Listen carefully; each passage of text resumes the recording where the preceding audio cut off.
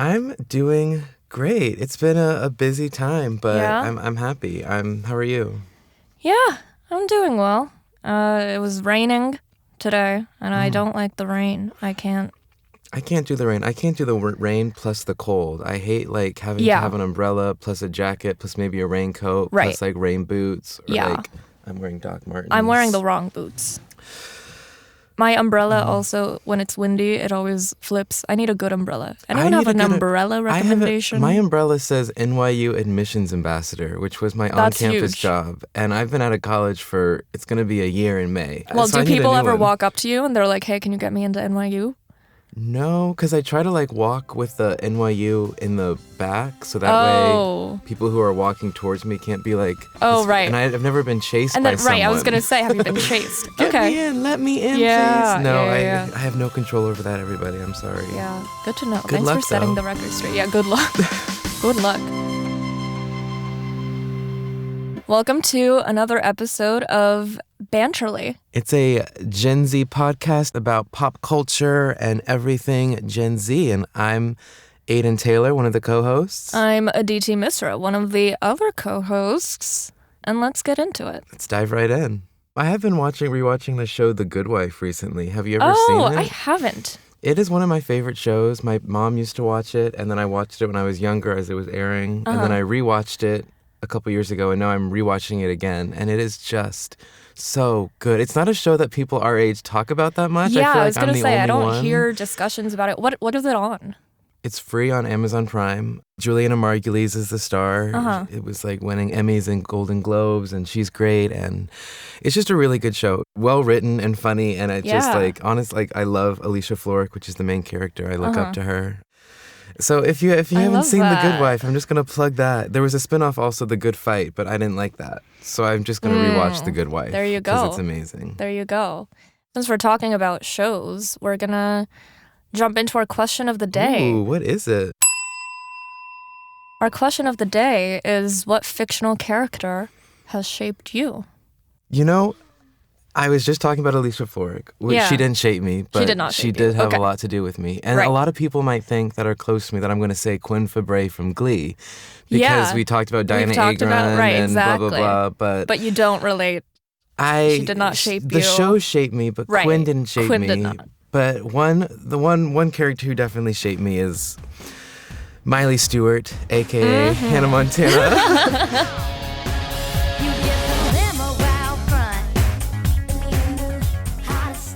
I loved Hannah Montana when I was little. Me It was too. my favorite Disney Channel loved show. that show. The movie was amazing. I remember my mom didn't like the TV show, but then after we got out of the theater watching the movie, she was like, I'm switched, and now we all love Miley Cyrus. But I think it inspired me to be a performer. I did a lot of theater and stuff in elementary school and high school, and I like the idea of being on stage and being someone that's not you. And I actually made a little name for myself. I don't think I ever told anybody what was your this. name? Instead of Hannah Montana, it was Aidan, Idaho. Whoa.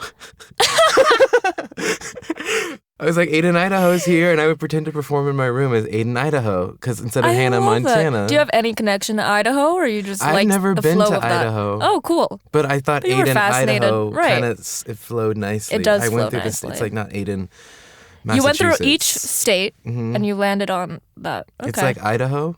Idaho. Right. Oh, there you But go. except not in that That's way. genius. Well, it could be. But- if you ever wanted to pivot, Hey, I could. your another branding career could go in any direction. really could.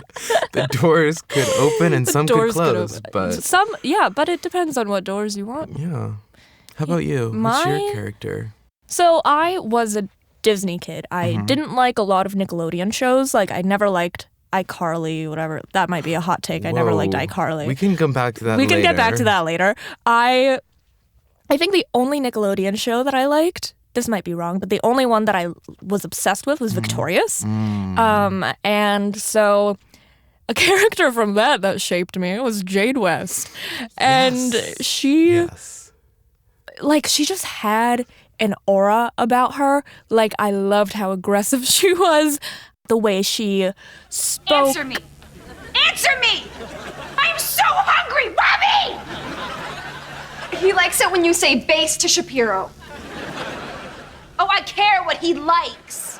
I remember, I don't know if you remember this, when we were in the 5th grade, McDonald's had, I think, Victorious-themed Happy Meals. And I remember I would be like, I need the Jade West one. And I remember, like, it came with a blue hair clip extension. And I was like, let's go. I literally wanted to transform into her. Which, like, she is arguably not a nice person, but me being 9 years old, and she's funny. Yeah, she was hilarious. Like, and I thought has an amazing voice. Like Liz Gillies she was is so one of the best talented. vocalists of our generation. And I loved her in Dynasty too. Yeah. Yes. So Jade West, she shaped me into, I wouldn't say I'm a mean person. I just feel like I'm a very assertive, like I like to stand my ground. And I do think that she inspired me to act in that way. Whenever I think about that, though, and I tell people, like, oh, like, watching Victorious, I wasn't, like, put off on her. I actually was, like, inspired by her. People kind of get shocked by that. That you were inspired by such an evil... I'm not evil. I don't want to say evil. But, like, she was arguably on the show, she was the antagonist. She was the antagonist. Yeah. And that just makes me think, like, how influential watching different TV shows and movies can be on and people. Probably harmful if, like, the person that you're... I mean, Jade is I support that. Yeah. But if, like, you were really idolizing, like, I don't know, a serial killer or something, right, that would be a problem, worrisome. Right? And what's the prob, dog? Exactly. Jade the West. TikTok. Yeah.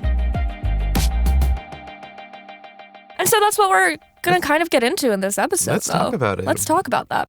Because serial killers have been the focus of a lot of movies and TV shows as of late. Not just in documentaries, but in reenactments. Like, and fictionalizations. There was the one with Zac Efron playing Ted Bundy, and Ross Lynch also played Ted Bundy, although I never watched either of those. Me neither. And I remember the hype about it, but then once it came out, I think it just kind of flew under the radar because I would be like, did that show ever come out? And they're like, yeah, that came out a year ago. Like, whoa. I was like, yeah, I don't remember that. Part of that conversation, apparently. But Dahmer with Evan Peters was much more culturally relevant. I feel like there were so many TikTok memes, like the one where he has like the TV and he's like turning it on and you put like something that you want to watch. I still see that. Yeah, exactly. I think that was more talked. I don't know if it's because Evan Peters is, maybe Zac Efron and Ross Lynch have had their time to shine, and Evan Peters is... Well, I don't know, American Horror Story, and he's kind of... I feel like it was huge, yeah. But there was just something weird about, like, Zac Efron and Ross Lynch, them being, like, framed as objects of desire in a way. Yeah, because they're so attractive. Like, Troy Bolton is, like, the OG, like, heartthrob of our generation. Exactly. We have been raised to be in love with that man, I feel. And then for him to then be Ted Bundy, like, that is crazy to me. So we're gonna be talking about Dahmer today, and we're also gonna be talking about You. And You, I think. Oh, when I say we're gonna talk about You, I don't mean you, Aidan. You, the TV You're not show. Talk about, Sorry. Wait, we're not gonna. We can't talk about Dahmer and Aidan. And You, yeah, You can go through my life story and talk about Diana Agron again. Every episode we're gonna bring up Diana Agron. No, so we're gonna talk about You, and You is a Netflix show. Starring Penn Badgley, another attractive man. Well, hello there. Who are you? Everyone just calls me Beck. And there you were. Every account set to public. You want to be seen, heard, known, of course. The Gossip Girl. Gossip Girl. He of is it all. Gossip Girl. That was insane. Which is a weird switch. That was weird. That was weird. But quick recap: You 4 seasons. Each season, Joe is in love with a new woman, essentially. By in love, I do mean deeply obsessed. Obsessed to the extent where he starts to track every aspect of these girls' lives and kill people. Kill people who wrong them, which is... Yeah. I know I said in a previous episode that I like to know where people live and stuff, but I just want to let the record show that I don't do that in the Joe Goldberg way. I just do it as pure because curiosity. You're curious. Yeah, and so it's like, different. I think... I just want to say that. I'm glad. Thank you for clarifying. That is important to do. But I do think that that's a very important point when talking about the popularity of the show, because everything that Joe is doing is stuff that we can all do. Like, I think one of the reasons that people were so obsessed with You is because, like, I remember season 1, he, like synced up Beck's old phone and it was synced to her new phone, and then he was able to get access to all of her information from that. It's just like we live in such a digital age and information is so accessible through social media. Like we post everything about our lives. And as you were saying, like you can Zillow stock homes and like do all of these things. And so to watch someone do that for crime purposes, I think when it comes to the fascination with like watching these portrayals, it's like, oh, this could happen. And you get to kind of watch someone's thought process in that without being in direct harm. So I think that's why I was hooked on it immediately. I was hooked too. Yeah, what were your thoughts? This was really a very trending show when it was released the first couple seasons. Like 2019. I don't want to talk about the last season because that was I whack. did not like season 4. Get it. Part 1 was so boring. I was disappointed. Yeah, but the first 2 were really good. I loved it. I loved the characters. It was one of those shows that I look forward to, like going home and finishing. Me like too. I miss that. And one show that I didn't watch was Dahmer, which is the other one we're going to talk about. Yeah. I didn't watch that when it was the hype. I tried to get 10. I was 10 minutes in, and I turned the episode off, and I was like, "This isn't interesting. I can't do this." Yeah. But for anyone who's not familiar with the show, like we said, it stars Evan Peters, and it's like a mini-series reenactment that tells the story of the infamous serial killer / cannibal Jeffrey Dahmer and his life, his backstory, and his victims. Power tools going all hours of the night. I hear screaming coming from your apartment.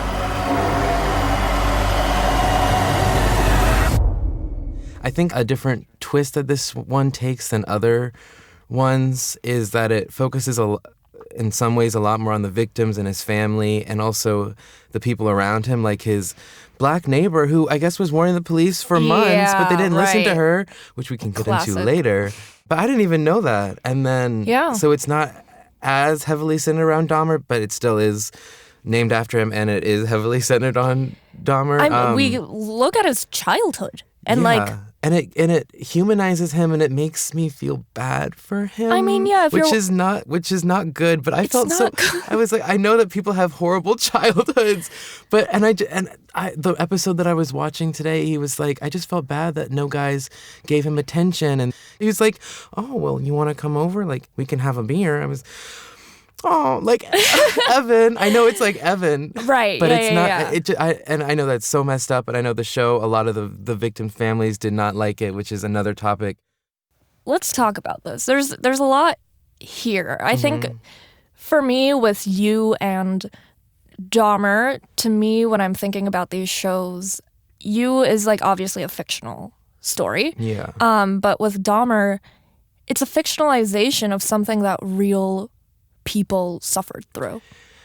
And like you just mentioned, like a lot of the victims' families, like they were unhappy with this. And I was doing some research just to see like what Ryan Murphy, which again, call back to Glee once more, Ryan Murphy making a pivot.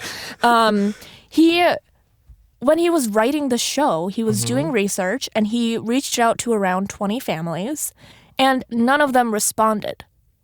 None of them and he kept going? I feel and like, he just kept going. What if you're like a filmmaker or a TV show maker, you'd want the responses just so you can make them more accurate? Because I know that this show, it was factual, but it wasn't as factual as like a documentary. Like I know that they got a lot of facts wrong to dramatize it all, but wouldn't you like, let me talk to you, let me get your consent, because maybe you'll give some insight to an angle that hasn't been done in a show before. Like I feel like I'd want that. Yeah, I agree with that, but I think part of me is very much like, if these families aren't responding to you, do you not take a second to step back and be like, maybe this shouldn't be made because the people who are alive and who had to suffer through this don't want to interact with me.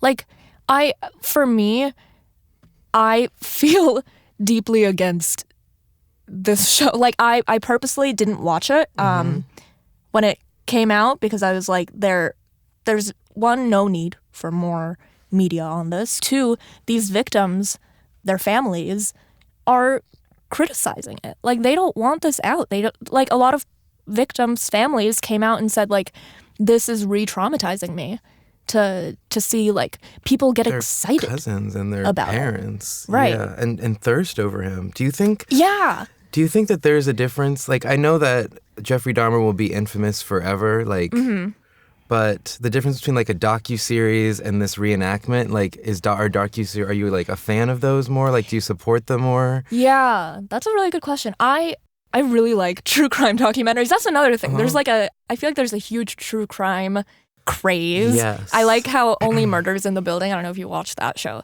They like really talk about like the true crime podcast and just like how that's a big thing. I will agree. I really enjoy watching those things. Same. And I like how they're factual. And like, I think my issue with something like Dahmer is when you're creating a fictionalization of a true event, you're building a character. Yeah. And you have to give them a narrative arc. You have to see their background. But I just think that there's an ethics issue with it when I am watching this cute little boy be like, oh, are you guys getting divorced? To his parents. I'm like, I get why you need to show me this, but I like knowing the truth that like this is a real person who committed horrendous crimes. I don't want to feel that way about him. Like, I don't want to learn that his parents went through a divorce by seeing a young version of him go through that. Just tell me through a documentary that his parents got divorced. And also, like, Evan Peters, as amazing as an actor as he is, he's never met Jeffrey Dahmer. Like, the character that he's making is his own interpretation. Like, it's not... exactly. Jeffrey could come back from the dead. Hopefully he doesn't do that and be like, hey, I wouldn't wear that, or I wouldn't say that. Yeah, like, so it's I all would do just this differently. fictionalized. Yeah, but exactly. I definitely also, like you, enjoy true crime documentaries because in some twisted way, seeing them interview an actual killer, or seeing them interview a victim or a cop who was the first on the scene to see whatever gruesome things were there, like, it's just so interesting. Like, oh my God, that person killed somebody, or like that person saw that, and seeing like it's horrible, our fascination with these horrible things, but it just goes back to human nature. I feel like that's why these are so popular. We love to see the violence and think, oh, it could never be us. Right, like, we're so good. That's so evil. Like, it helps us feel better at ourselves, but it's also like really interesting. Like, I'm just so fascinated with, like, it's like when you're on the highway and there's a car accident, everybody turns their head to see what's going on. Yeah. I've done that many a times. Right. And it's because you feel comfortable from your car, just like we feel comfortable from our couches or bedrooms watching these twisted people. Yeah, it's like interesting to be able to get that inside peek in the functionings of a mind that, I mean, hopefully you don't have, but I don't have. You never know. I'll say I don't have it, but Call me in a couple years. Yeah, we'll find out. But yeah, I feel like the other thing I will say on documentary, like, I think my overall stance, I feel very absolutist about how I feel, and I feel very passionately about it. To me, if there's even one person who was involved in the actual crime, whether it's a family member or if it's like the actual victim, if they survived from whatever it was, if one person doesn't want that media to be created, I don't think that it should be created. To me, the only documentary that I can think of that, for me, passes the morality test, I guess, if you want to say. I don't know if you ever watched Stolen Youth, the cult of Sarah Lawrence College. Highly recommend. Okay. Every victim who was part of the cult is a part of the documentary. I think one person is not, but they declined. Based on my knowledge, they weren't against the production of this, although I might be wrong. But for me, like, this was something that had, like, they just treated the subjects with such empathy. Their voices were the ones that were amplified. They were the ones who were able to represent themselves in the way that they wanted to.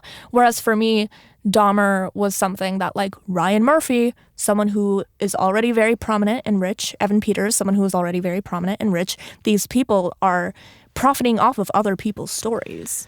Yeah. And like, a lot of them didn't want these stories to be told. Like, my question is, what gives them the right to tell this story?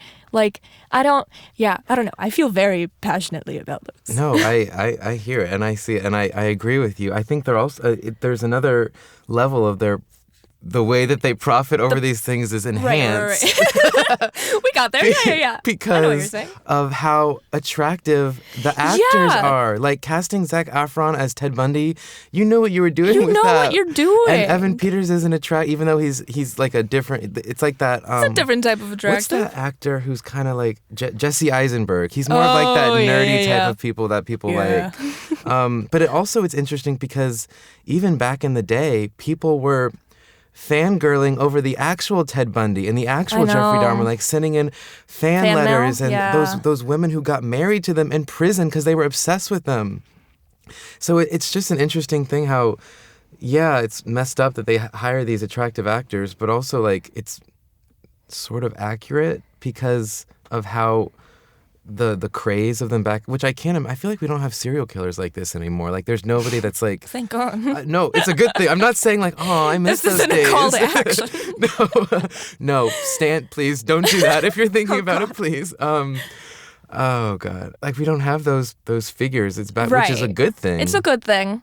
I also feel like an important aspect of all of this is like we are talking about how we are sympathizing with Dahmer and that. And like in You, whenever I was watching it, I would watch Joe do these things and I would like root for him at times. Like I loved how they portrayed, like for me, season 2, Joe and Love. I loved that. But it was watching a love story that I was like rooting for. And I was like, why am I, like I should hate Joe. Like why am I on his side? Why am I like kind of sympathizing with him at times? And I think an interesting part of both of these shows is like I don't think that we could ignore race as part of this equation. I think more so with Dahmer, seeing audiences sympathizing with Dahmer is an interesting commentary of how white criminals are perceived through media. How they're talked about in media differently than people of color.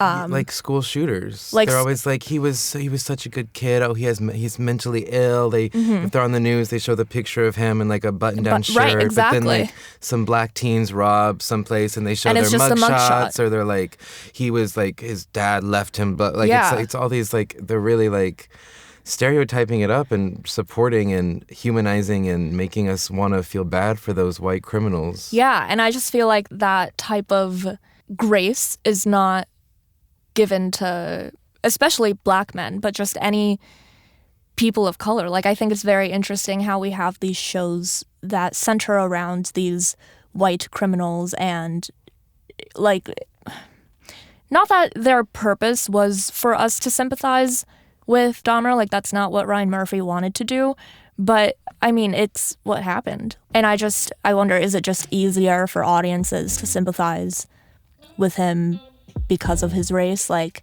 I don't know. I don't know either. It's a tough question. It's just like goes back to society, like they can get away with more, they're easily forgiven. I don't know why. Yeah. I mean, I don't know, like, Ryan Murphy's purpose of creating the show. Again, I was, like, doing so much research because I was like, why did this man do this? Ryan Murphy creating the show. And also Dahmer doing everything he did. But, like, his reasoning behind creating the show, and you talked about this a little bit earlier, was to highlight the victim stories. Yeah. Like, that was Ryan Murphy's purpose. That was a good try. Right. And I think it would be really interesting if there was another show, not that we need to keep creating shows, but down the line, if someone had to retell the story, which they inevitably will, to like do a show that's just like you cast an actor who plays Jeffrey Dahmer, but like maybe you only see the back of his head, or you never see his face. He doesn't have any lines. Yeah. He's just there, and it's more about the victims, because most of his victims, especially towards the end, were just gay black men, and he was living in a black neighborhood, and all these things that I didn't really know about, because I just knew Jeffrey Dahmer was crazy and he ate people. But to have a story that's solely from the victims' perspectives, with of course, the consent of the families, but having a show about him without being about him at all. Like, you don't even see him, you don't hear him, he doesn't get a voice. Yeah, I think, like, the primary purpose is to, like, tell the story. Like, I do think that there is a value in us learning more about Dahmer's victims. Like, I also, like you, didn't know that part of the story. And I think that there is a value in being able to tell that in these shows that are being created. But I think I do still have that purist view of, like, the fact that it's being fictionalized. Like, I don't know. The idea of casting someone and going through the audition process to play someone who has been killed. That, like, I just really can't get past that. Yeah. Like, that's why I feel like documentaries, a nonfiction telling of the story, like, that to me is more important. But then, like, that goes to the other purpose why we do end up with these fictionalizations, is because do people actually want to watch a documentary? No, they do want to watch that hit show with Evan Peters, star of American Horror Story. Like, that is what sells more. And then we're getting back to the whole no ethical consumption under capitalism thing, because everyone is just trying to make money. And I know I'm going on like a weird rant right now, but it's all connected. Away. Yeah. And I feel very angry about it. I read that after 60 days, Dahmer passed 1 billion hours, like, watched total.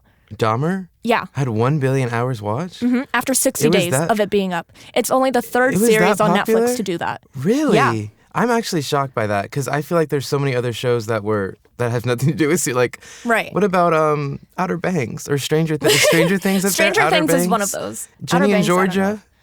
Oh, I hated that show. Really? What about Does Riverdale count even though it's not a Netflix show? I don't think that would be, well, I don't think that would I be feel like included. there's so 'cause many it's other Netflix CW shows that were originally. so much more popular than this. I do agree, but I Why think did- that goes to the, like, they know what they were doing. Like, You don't like Jenny and Georgia? Sorry. I like that you're going back on that. We'll talk about that later, but... Yeah, we can circle back. I did not like, I hated it, actually. Oh, okay. No offense, apparently. Okay. But Netflix, one thing that they have been doing and making more, I guess, mainstream and easily accessible is documentaries. Like, there are a lot of docuseries that I know a lot of my friends like, and that are not the traditional, like, you turn on National Geographic, it's like, the tiger was crouched in the forest, it waited Which I there also for... do love. Okay, well... Have you ever seen Monkey Planet? What? That show's crazy. I'm You get just to watch saying little that they're monkeys, more sorry. interesting. Yeah, like I it's get not it. like it's not it's not like an actor playing someone, but it is Yeah. more like it. Like, there's a lot of documentaries on Netflix that are really good and well received and more factual, and you get the victims talking. And I think about that. Well, there's a few that have nothing to do with, like, murder, but I recently watched a documentary about the Isabella Stewart Gardner Museum robbery. That was really good. I tend to recommend that. And even the I'm a Killer, I think it's called, show where they interview real killers in prison. I think it's so I think it's much more interesting to hear from a killer themselves. Yeah. What I'm about to tell you, I stopped myself from telling anybody. I was convicted for capital murder. I was convicted of capital murder. And I was sentenced to death. I did something so heinous. In a twisted way, I like, just knowing that person committed such heinous crimes that I'm looking at is much more interesting to me than seeing Evan Peters play him. And also hearing from the victims, it makes you realize, and seeing pictures of the actual victims and hearing from their families, it's really, it's heart-wrenching and it's sad, but I think that if we're going to tell these stories, that's how it has to be. Right. Because it is a sad story. Like, we can't be feeling bad for the guy, even though I did. I felt bad for Evan. I didn't feel bad for Jeffrey. Right. Yeah. Gotta tell myself that because I don't.